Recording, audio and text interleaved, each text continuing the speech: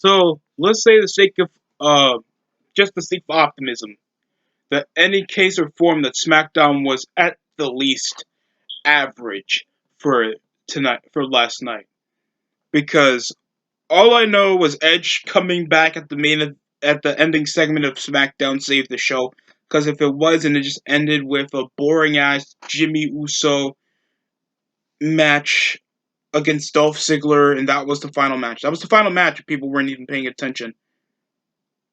It would be a below average 4 out of 10 SmackDown with barely much drama going on. They sold over Jimmy. All it was we had two promo segments over the first 18 minutes before, like, we even had to our opener.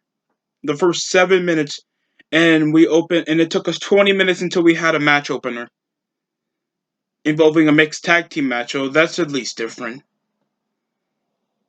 It involved the drama going on with the Usos over last week, and Jey Uso's still absence after the last week, issuing over Jey Uso being punished if he takes up a loss tonight for qualifiers. And then we had, of course, a celebration for Roman Reigns defending his title back on SmackDown last week. And the mixed tag team match. We open with a boring ass. Bianca Belair sucks, guys. Bianca Belair, she has the look, she has the athleticism, she does not have the charisma. She has that it factor look, and there's nothing wrong with having physical charisma.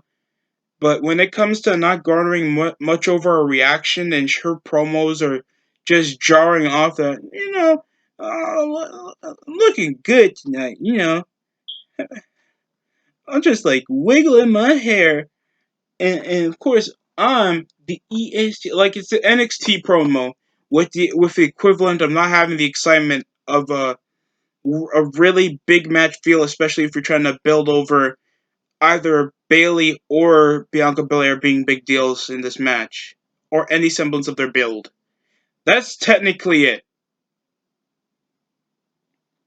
And it issues over with Rollins being like, haha, that dyke's gonna kick your ass. And then, uh, uh, at least it ends with Cesaro beating him up, and then they have their mixed tag team match. Was the match good? It was meh. Like a couple of clotheslines, a couple of teamed up. I hate whenever you do the hot tag. It feels like random momentum whenever, like, oh, the woman's tag in, the other chick doesn't even have to make the tag. They're just automatically in.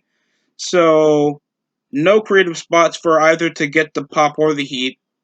That's why I'm not a big fan of these mixed tag team matches. And I don't know why these are still happening. Like, do they never sell their match stipulations or something? Like, last time I checked, back in the day, you don't even have to look that long.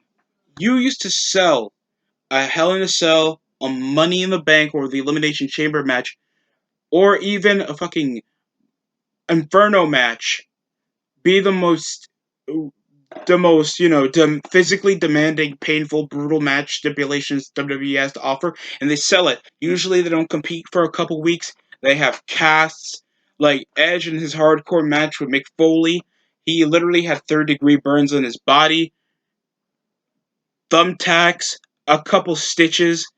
They had to sell over his match, like literally just saying that he went to war with this guy. Last night was something that selling selling the damage of your body after a match stipulation kind of makes sure that the match felt more important. Literally, Bianca Belair, Bailey, Roman Reigns look like they just took a fucking vacation, other than than the most dangerous match that WWE ever had in 20 years. Like, I don't even like that. I don't like the way you sell match stipulations, bro. That is so weak to me. I don't like that type of selling.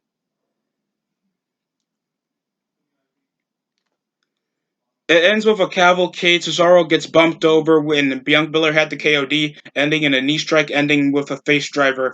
Bailey wins the match opener. We also have qualifiers for the Money in the Bank ladder match still for the SmackDown half of it. So it would be Big E and Apollo, of course, to continue over their rivalry. As he's got ejected, like I was liking this from before when these guys were being badasses. Biggie was finally showing more of an aggressive, more authentically badass side of him, and I want to see that because I rarely see that now.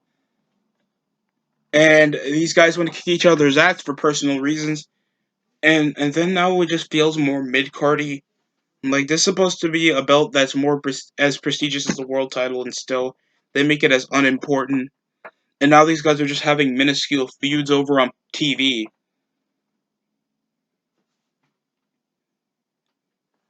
Ugh. Biggie wins over with the big ending after overpowering Apollo and after General Commander as he's got ejected after tossing over Biggie over the barricade. Match was alright, but this was selling over the fact that Cape, I guess, Apollo is still protected.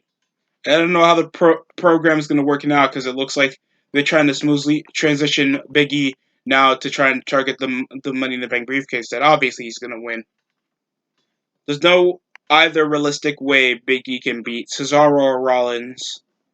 So they're probably going to force over Money in the Bank as the cheapest alternative because he's not over that level to beat any of the top guys clean. And of course, 50-50 booking because we know that Rollins and Cesaro are still going to feud because Rollins had a win on pay-per-view. And they never want to make heels ever win realistically unless you're Roman Reigns.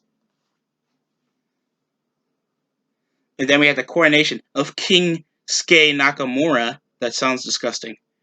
It almost sounds like you're saying King Sky. Jesus Christ. Get this old boy, sex offender, Michael Jackson looking piece of shit away from me. Corbin came around looking like he just finished being a bartender.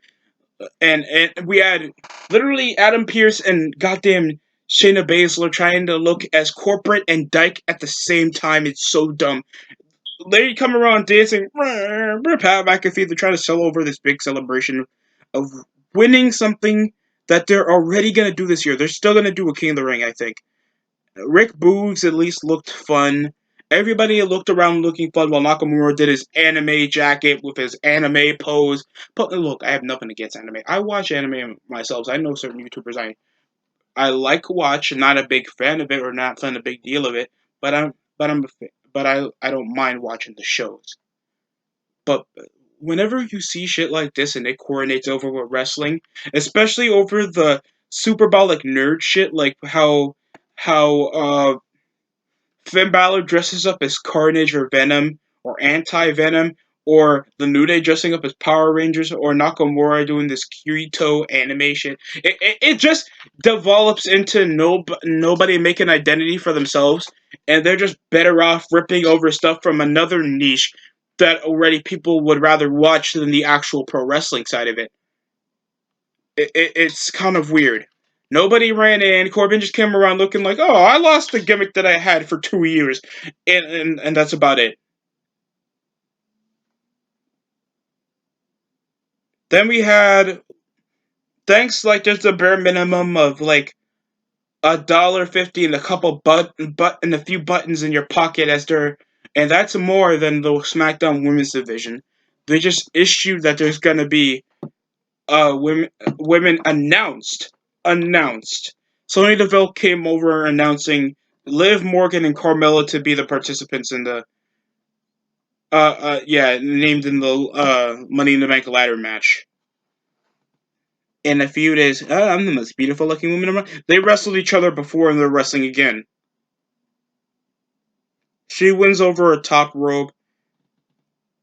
She wins over a roll up after a top rope maneuver, and that's about it. The match was sloppily boring. There was a move over from the outside, I think a neck breaker. One Inzaguri, like every time you see these chicks in the ring, and it's sad too because the feud is so depressing because we know Liv Morgan's more attractive than her, and this is literally the subsequent program of the bare minimum of what they want to do with these chicks. I don't mind having a feud over who's the better looking one, but if it just shows that the more also an attractive girl doesn't want to sell over that she's also attractive. It kind of gets me out of the loop with this. They should be doing contests. They should be trying to get more people to get interested in these women other than just have them wrestle over. You think you're pretty? Well, let's have it up in the ring. I'll change. Like it's really disinteresting, bro. Then of course we had Jimmy Uso against Dolph Ziggler. Yeah, this was a match. I forgot that Dolph Ziggler, because people already forgot that we even had SmackDown Tag Team Champions, that the Mysterios hold it, because they were trying to alternate that over a one-off feud just for an excuse for Roman Reigns to be in a Hell in a Cell match. Sure, it was good, but it was just a bare minimum to get these guys out of TV, I guess, for Father's Day. This match felt so average. After a reversal off the zigzag, a back and forth over a Samoan drop. Somehow the Usos splash didn't win the match. It was just a basic super kick, even though Ziggler uses the basic super kick to win. The match is forgettable. I mean, I like the Literally, the Usos get the better matches in the show, but it should be a show stealer in the mid card. It should not be over forcefully over the main event, all because they want to make sure Roman Reigns getting a big match is a big deal. It was great to see Edge again, coming in to save the day, even though technically Jimmy and Ziggler were having a heel versus heel main event match. I don't know how that happened. So the closing segment was literally Roman Reigns coming around, selling over his victory over Hell in the Cell, saying how there's no challengers. Edge comes out, dead ass wastes him and toss him over with a concerto on Jimmy getting his ass kicked and speared through the barricade. Edge looked like a goddamn madman. But this is how they could have been selling over WrestleMania and making that more exciting than that triple threat match. So the match was still good, but we understand how they contemporarily made Edge more minor as a threat. Thanks to Daniel Bryan had to forcefully book himself to make sure that he just had that WrestleMania moment before he became a stupid ass stepdad that's probably going to turn his daughters into she-males. So, other than that, cool, at least Edge Roman one on one will get me at least a percentage more excited for Money in the Bank, because it's at least worth having some reason to watch a match over on pay per view. I guess that's what they're going to be pulling off, because we understand that nobody else against Roman Reigns could draw, because there's like the bare minuscule of star power that they have, unless they force Seth Rollins to be face again to toss the title away. That's probably the only alternative I see happening. Other than that, this show was mediocre. The only reason that he even got a savior of, some talking points to make people do reviews of it is because Edge is back, because Edge is the only reason that people would actually have any positives about SmackDown's a show. So that's practically all I got to say about that. Thank you for watching. That's it for me.